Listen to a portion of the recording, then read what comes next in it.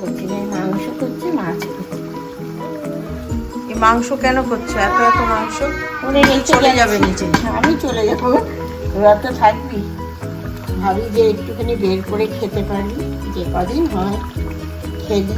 তারপরে তো তোদের দোকান থেকে কিনে খাওয়ার অভ্যাসই আছে। আমাদের অভ্যাস এই মহিলা খারাপ করে দিয়েছে, রান্না ভালো রান্না করে করে এখন দোকানের খাবার আর আমাদের ভালো লাগছে না।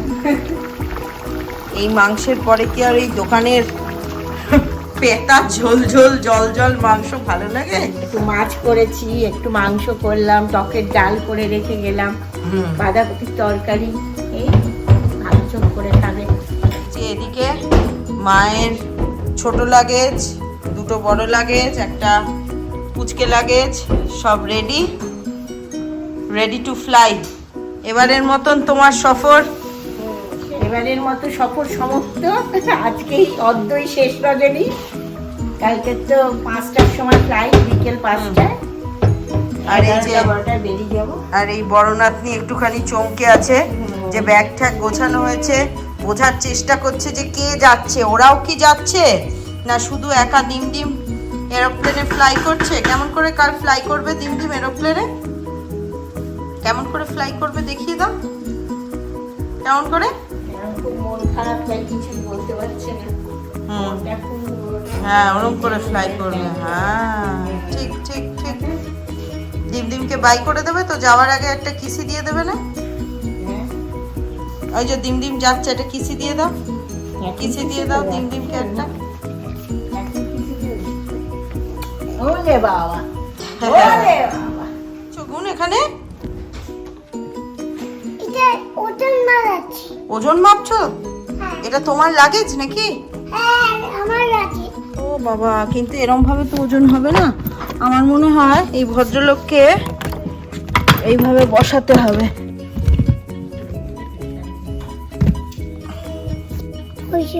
হয়েছে? আচ্ছা, আপনার লাগেজ ওকে আছে, ওয়েটে নিয়ে যেতে পারেন আপনি, এরোপ্লেনে বসতে পারেন উঠে আপনি। আরেকটা লাগেজ ওটা কার? ওটার ওয়েটটা দেখুন। আস্তে। ওটার ওয়েট কি আপনার থেকে বেশি? আচ্ছা আচ্ছা ঠিক আছে, আমি মেপে নেব নয়তো। গুড জব হানি। ওয়াও, একদম ওকে আছে আপনার এটার ওয়েটও। You can go ahead and take your seat in the Airbus. Thank you for flying with us. Anisha ma'am, say welcome. Bolo babare I take a seat. এই সিট নিচ্ছে এবার এরোপ্লেনে। ওজন করলো দুটো লাগেজের। আজকে 3 তারিখ, মায়ের যাওয়ার দিন। আমরাও সবাই প্রস্তুত হচ্ছি এখন মানসিকভাবে, কেন একটা মানে কি বলবো, এত মাস ধরে একসাথে আনন্দে গল্পে হাসিতে কাটানো মুহূর্ত, যত রাগ যত অভিমান সব ঝগড়া ওইখানে, চিৎকারগুলো ওইখানে গিয়ে পড়ে।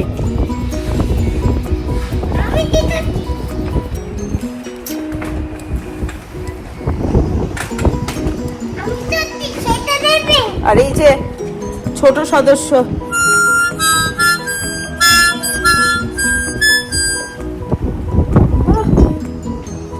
আমার কিছু বলার নেই, কি আবার আমরা যাব আর কিছুদিনের মধ্যেই আশা করা যাচ্ছে। নয়তো মারা আসবে যে কোনো। হ্যাঁ, তাহলে আবার ঘুরতে যাব কোথাও একটা, হাওয়াইটা ওই চলে যাব ঘুরতে। একদম হাওয়াইতে হাওয়া খেতে চলে যাব নয়তো। চলো দুগ্গা দুগ্গা। হ্যাঁ এই যে পাসপোর্ট, টিকিট গুলো ঠিক করে আছে? টিকিট গুলো ঠিক আছে, সব দেখে নাও বেরোনোর আগে দুগ্গা দুগ্গা করে। আর এই যে আরেকজন আমাদের স্পেশাল সদস্য, সকাল থেকে একটু আপসেট। দেখলাম সব ঠিক আছে তো? আরেকটু হয়েছে, পাসপোর্টটাই শুধু ইম্পর্টেন্ট, আর বাকি কোনো কিছু ইম্পর্টেন্ট।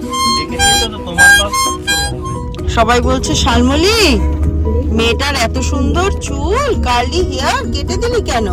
কেন কেটে দিলাম একটু বলো তো? ওই যে একটা গল্প আছে। রোজ ও ঘামে রাত্রিবেলা ঘুমানোর সময়, মাথার চুলগুলো কিরম হট হয়ে যায়, ঘুমোতে পারে না মোটে শান্তিতে মেয়েটা আমার। কেটে এবার মাথায় কিরকম হাওয়াটা আসছে, ফুরফুরে ফুরফুরে ফুরফুরে একটা ব্যাপার হয়ে গেছে। ভিতরে চুলটা মাঝে মাঝে উঠে যায় আমার হাতে। আর বাড়ি থেকে এয়ারপোর্ট যাওয়ার এই রাস্তাটা আমার কাছে একটা মিক্সড ফিলিংস দেয়। ঠিক এর আগে এই একই রাস্তা দিয়ে গিয়েছিলাম মাকে এয়ারপোর্ট থেকে রিসিভ করতে, আর আজ যাচ্ছি ড্রপ করতে। সেদিন ছিল এক রাশ এক্সাইটমেন্ট, আর আজ আছে এক রাশ মেঘ বুকের মাঝে।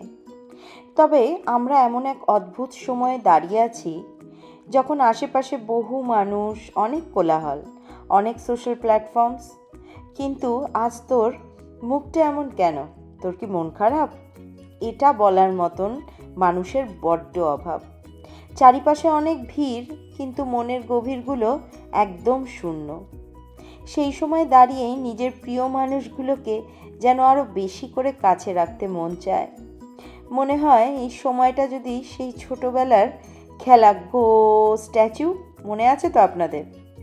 ওর মতন করে স্ট্যাচু বলে ফ্রিজ করে দিতে পারতাম, কি ভালোই হতো তা না হলে।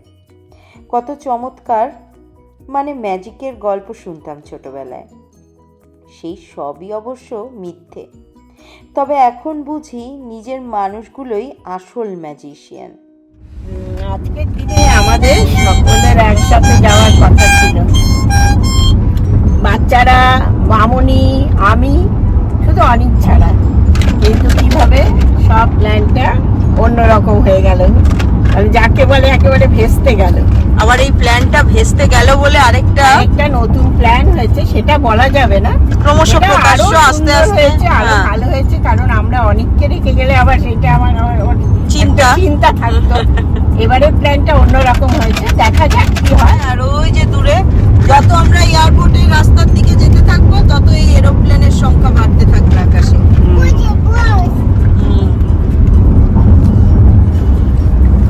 আর দূরের রাস্তাটা আজকে কি যে অপূর্ব লাগছে, মেঘগুলো। আর এই তো গল্প করতে করতে পৌঁছেও গেলাম এয়ারপোর্টে। আর কিছুক্ষণের সময়ের তফাৎ মাত্র। এখনই যে মানুষটা আমার হাতের নাগালে, যাকে ছুতে পারছি, আদর করতে পারছি, যার গলার আওয়াজ এত কাছ থেকে অনুভব করতে পারছি, আর কিছুক্ষণের মধ্যেই 13,000 কিলোমিটার দূরে সেই 7 সমুদ্র 13 নদীর পার, আমার নিজের শহর, আমার ভালোবাসার জায়গা, আমার জন্ম যেখানে, বড় হওয়া, সেই কলকাতা, আমার নিজের শহরে পৌঁছে যাবে আমার নিজের মানুষটা।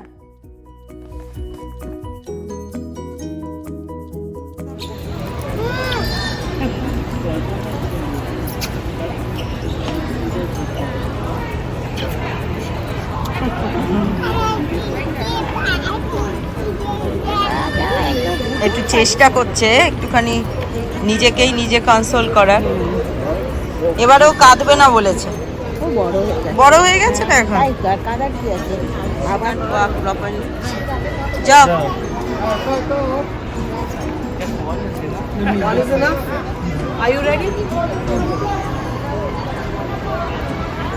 এই টিকিটটা সাবধান, ওয়াটার নেই তো, সাবধানে সাবধানে যাবে।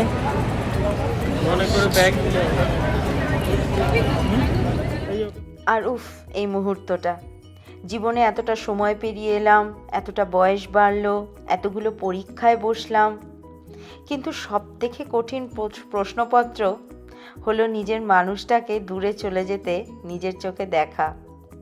চেয়েও কিছুতেই ধরে রাখতে পারলাম না। মনে হলো যেন সব নিয়ম বাধা এগুলো যদি নিমেষের মধ্যে ম্যাজিক করে মাকে আমার কাছেই রেখে দিতে পারতাম, একসাথেই যদি থাকতে পারতাম আর কিছুটা মুহূর্ত, আর কয়েকটা দিন, কি ভালোই না হতো।